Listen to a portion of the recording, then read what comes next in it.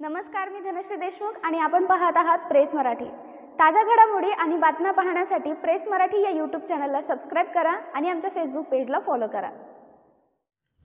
उभाटा कार्यकर्त्यांच्या मेळाव्यात आज उद्धव ठाकरेंनी जी भाषा वापरली ती भाषा महाराष्ट्राच्या संस्कृतीला आणि उद्धव ठाकरेंना स्वतः वैयक्तिक शोभत नाही हे मी फार स्पष्टपणे सांगू इच्छितो।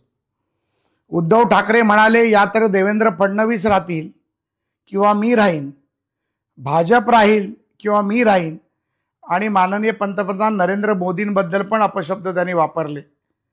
उद्धवजी, आम्ही आपलं चॅलेंज स्वीकारलं, या तर तुम्ही राहाल किंवा आम्ही राहू। या येणाऱ्या निवडणुकीत या राज्यातली जनता तुम्हाला काय आहे ही तुमची जागा दाखवल्याशिवाय गप्प बसणार नाही।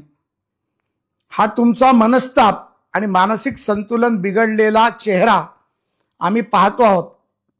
कार्यकर्त्यांचं मनोबल वाढवण्यासाठी महापालिकेतला भ्रष्टाचार बंद झाल्यामुळे, राज्यातील सत्ता गेल्यामुळे, पक्ष आणि चिन्ह गेल्यामुळे तुमची जी दयनीय अवस्था झाली आहे ही केविलवाणी आहे।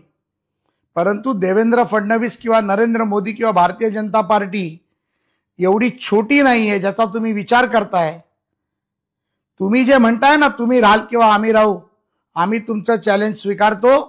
आम्ही तुम्हाला सांगतो की या नोव्हेंबर-ऑक्टोबरच्या निवडणुकांनंतर या तर राज्यात तुम्ही राहाल किंवा राज्यात आम्ही राहू।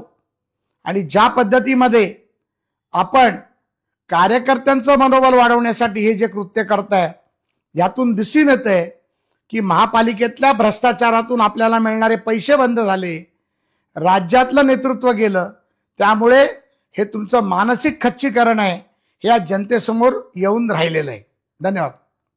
या व्हिडिओबद्दल तुमचे मत, तुमच्या प्रतिक्रिया कमेंट बॉक्समध्ये लिहायला विसरू नका आणि अशाच ताज्या बातम्या आणि नवनवीन घडामोडी पाहण्यासाठी आपल्या यूट्यूब चॅनलला सबस्क्राईब आणि फेसबुक पेजला फॉलो करायला विसरू नका।